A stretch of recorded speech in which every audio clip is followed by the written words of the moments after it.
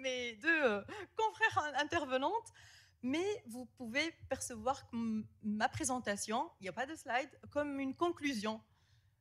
Amel avait indiqué l'harmonie, time to market. Tout à l'heure, là, on vient d'indiquer la gouvernance de cybersécurité, etc. C'est assez drôle que je n'ai pas de slide. Vous avez tous pris des photos. J'ai observé depuis tout à l'heure une photo des slides les plus pertinentes et ça va être en cohérence avec ma présentation. Donc, alors on va commencer. Vous ne savez pas combien je suis ravie aujourd'hui d'être parmi vous en ce jour exceptionnel. Merci. Surtout que j'étais finaliste de l'ECWD de l'année dernière. Donc ça a vraiment un goût particulier pour moi d'être intervenante aujourd'hui parmi vous. Je suis donc, comme on l'a cité, je suis Dr Yusra Barbier, membre du CF6 et j'occupe depuis à peu près 2 ans le poste de RSSI. Ceux qui me connaissent savent très bien que je n'aime pas, je hais les acronymes et les abréviations de notre métier. Du coup, ça paraît un peu évident, mais je vais rappeler quand même l'appellation de ce que c'est RSSI. Responsable, au singulier, de la sécurité des systèmes d'information. En anglais, ça serait la même chose. Chief, singulier, Information Security Officer, singulier aussi. Vous l'avez peut-être deviné de quoi je vais parler aujourd'hui, et comme j'avais introduit en fait au tout début, je vais parler en fait de ce rôle perçu comme un rôle à très grande importance au sein de l'entreprise. Je pense une bonne majorité des RSSI ont eu au moins la question comment vous arrivez à dormir la nuit? Heureusement, on dort, sinon ça ne va pas faire. Ce qui est vrai en soi. Cependant, je ne vais pas rappeler les responsabilités entre guillemets classiques ou traditionnelles qui incombent le RSSI. Vous allez comprendre pourquoi. Selon le rapport Gartner pour les leaders IT, sur les principales tendances en cybersécurité 2022, on va trouver la déclaration suivante. C'est un rapport que vous pouvez trouver en ligne. D'ici 2025, une fonction de cybersécurité unique et centralisée ne sera pas assez agile pour répondre aux besoins d'une organisation numérique. Ça vous surprend peut-être cette déclaration ou vous trouvez que c'est en parfaite cohérence avec les besoins des entreprises qui évoluent et qui intègrent plus du numérique dans leur organisation. On va faire juste un rapide sondage pour voir est-ce que ça valait le coup que j'aborde cette déclaration ou pas. Donc pour, contre ou neutre. Exactement, oui. Donc pour, contre et neutre. Alors, la déclaration. D'ici 2025, donc c'est tout près là, c'est demain 2025, une fonction de cybersécurité unique et centralisée ne sera pas assez agile pour répondre aux besoins d'une organisation numérique, qui est pour 1, 2, 3, 4, une bonne majorité. À vue d'œil, hein, je ne vais pas compter, qui est contre et qui est neutre. Très bien, donc on a à vue d'œil 10% neutre et 70% pour. Ce qui est du coup un vrai sujet à débat en fait, parce que qu'on soit neutre avec cette déclaration, c'est totalement légitime, et qu'on soit pour, il faut en débattre aussi. C'est en effet du coup un sujet de discussion, c'est le positionnement du RSSI, je dirais même de la sécurité des systèmes d'information et l'organisation des activités de sécurisation des systèmes d'information. De nos jours, et ça a été cité plus tôt, le positionnement du RSSI, il n'est pas standardisé et c'est une réalité du marché. Dans pas mal d'entreprises, malheureusement, sous la direction de la finance. Parce que oui, la sécurité coûte de l'argent et le risque derrière aussi, ça a un coût. Il y a aussi des RSSI qui vont dépendre des directeurs conformité, risque, etc. Donc en gros, ce n'est pas standardisé. La première chose qu'on va se dire, et c'est marrant parce que sur LinkedIn, je parcours pas mal de posts et tout, généralement, il y a des gens qui critiquent un peu « c'est marqué on recrute RSSI sous le CTO, on recrute RSSI sous la DSI ». Et les gens, dans les commentaires, ça revient assez souvent. Ça va dépendre de la maturité, ça reflète la maturité de l'entreprise. Mais en fait, de quelle maturité on va parler en fait ici? Est-ce qu'on va parler de maturité technique qui va se concrétiser par la maîtrise de son système d'information, la maîtrise des contrôles de sécurité, et ainsi de suite. On va parler de maturité évaluée selon le CMM, Capability Maturity Model, ou peut-être maturité organisationnelle.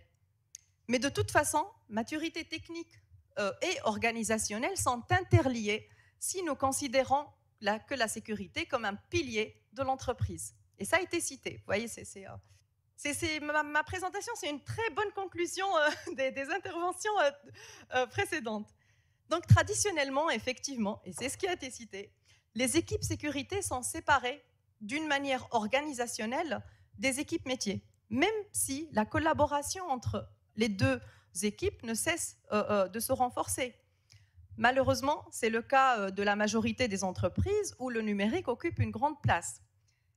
En particulier, je vais citer les moteurs, on va dire, de notre monde numérique IT, les éditeurs de logiciels, les lambda tech, je les appelle les lambda tech parce que j'aime bien, c'est les insurtech, les fintech, les lambda tech, et les enablers. Ça aussi, j'adore, c'est les entreprises qui ont un bâton magique où on va mener une transformation de l'externe de la part des clients qui deviennent heureusement de plus en plus exigeants.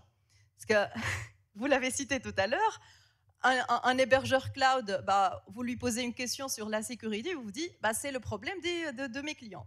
Donc il y a cette partie de partage de responsabilité. Aujourd'hui, de plus en plus de clients, ils vont imposer en fait des critères de sécurité, sinon on ne prend pas l'offre. Donc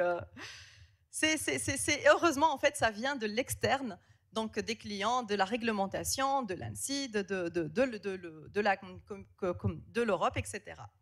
Donc la cybersécurité ne touche plus que les métiers IT en vrai. Elle est globale, ça va toucher les équipes commerciales qui auront besoin d'arguments pour valoriser leur offre. Donc j'avais indiqué que oui, la sécurité ça a un coût, ça a un vrai coût et ça se reflète sur les offres. J'ai participé sur pas mal de négociations commerciales. Et effectivement, en fait, on a face à nous des clients qui deviennent de plus en plus exigeants sur les contrôles de cybersécurité, mais derrière, ça coûte de l'argent en vrai.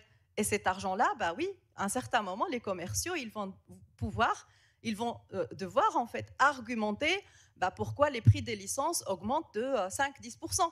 Ce qui est logique, c'est un investissement. Il y a aussi les directeurs financiers qui auront besoin de plus de protection contre la fraude, de plus de visibilité sur la gestion de risques, etc. Ces équipes, lorsqu'ils sollicitent les équipes sécurité, ils vont exiger plus de souplesse et plus de réactivité. C'est maintenant, je veux la réponse maintenant. La négociation aura lieu demain avec un client, je veux ma réponse maintenant. Pareil pour le directeur financier, dans le cas où il y a de plus grosses négociations de levée de fonds, par exemple, ou d'acquisition ou de fusion ou autre, ils veulent la réponse tout de suite. Donc l'équipe sécurité, ils doivent reprioriser, ils doivent être beaucoup plus réactifs. Donc en effet, on exige plus d'agilité pour soutenir les priorités de l'entreprise numérique.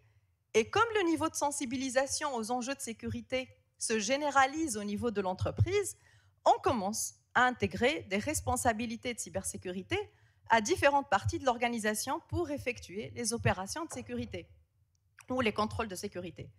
Des exemples de cette mise en place de ce genre d'organisation, nous pouvons citer les Security Champions. C'est des profils qui ont été intégrés aux équipes de développement pour assurer qu'on intègre bien les bonnes pratiques de sécurité dans les activités du développement numérique.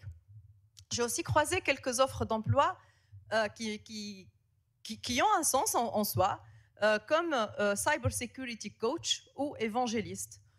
C'est des initiatives, à mon sens, pour recruter des personnes qui vont juste vulgariser, en fait. Parce que la cybersécurité et la sécurité informatique, c'est très complexe apparemment à comprendre, ce qui est vrai. Donc, lorsqu'on parle face à une population pas sensibilisée aux enjeux de cybersécurité, oui, on va devoir faire appel à des coachs, des évangélistes. Le mot existe vraiment et le poste existe vraiment. Donc, c'est des profils qui seront intégrés à ces équipes métiers qui travailleront sur le renforcement de la sécurité, sur l'appréhension et l'intégration de la sécurité dans les métiers. C'est dans ce contexte de décentralisation, la fonction du RSSI continuera bien évidemment à définir les politiques, à contrôler l'application de ces politiques, je n'ai pas dit à appliquer, à contrôler l'application et à les faire évoluer. Chaque responsable de métier devra être, en plus d'être sensibilisé, il doit être enseigné pour bien maîtriser des politiques.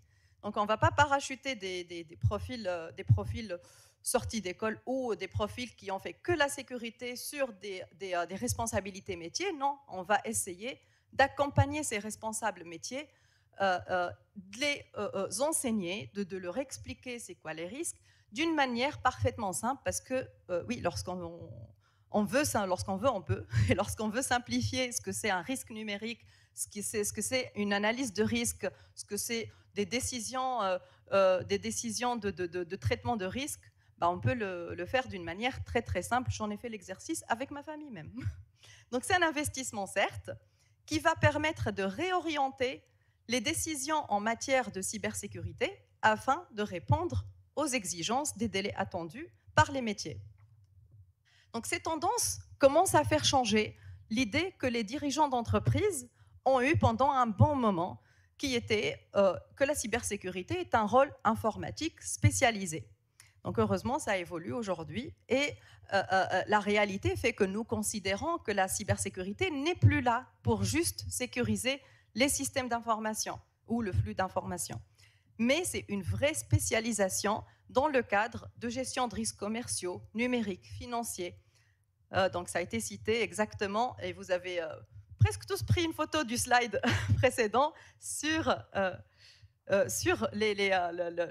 généralisation de la spécialisation de cybersécurité. Donc la cybersécurité aujourd'hui est perçue comme un pilier de l'entreprise.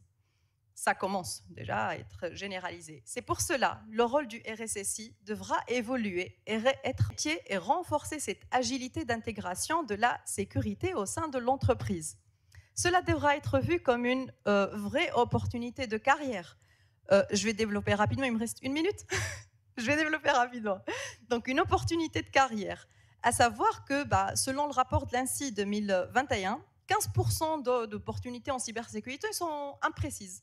Le rapport, il existe en ligne sur le site. Il y a une autre statistique qui a attiré mon attention, c'est une étude de Dell visible sur le site de Pôle emploi. 85% des emplois en 2030 ne sont pas encore définis. Dans l'IT en général, donc lorsqu'on va dire machine learning, data mining, cloud computing, tout ça, il y a de la sécurité dans tous ces emplois. Donc 85% de l'emploi de l'IT et on va intégrer des spécialisations de la cybersécurité. C'est dans ce cadre-là que j'ai nommé ce talk Chiefs au pluriel. On a commencé au singulier, mais le talk, il est nouvelle génération en fait. Chiefs au pluriel, Information Security Office. Donc c'est bureau des responsables de la sécurité des systèmes d'information, nouvelle génération. Et c'est pour cela, je rejoins de mon côté la déclaration du rapport Gartner qu'effectivement, une décentralisation de l'équipe sécurité devra être étudiée. De mon côté, j'opterai plus pour une organisation matricielle centrée sur la sécurité et qui s'adapte aux besoins. Les entreprises qui sont déjà dans cette configuration d'organisation matricielle, j'en avais vécu personnellement, devront penser à mettre en place une matrice à 3-4 dimensions. On verra, ça c'est le métier des ressources humaines. Merci à toutes et à tous. Merci.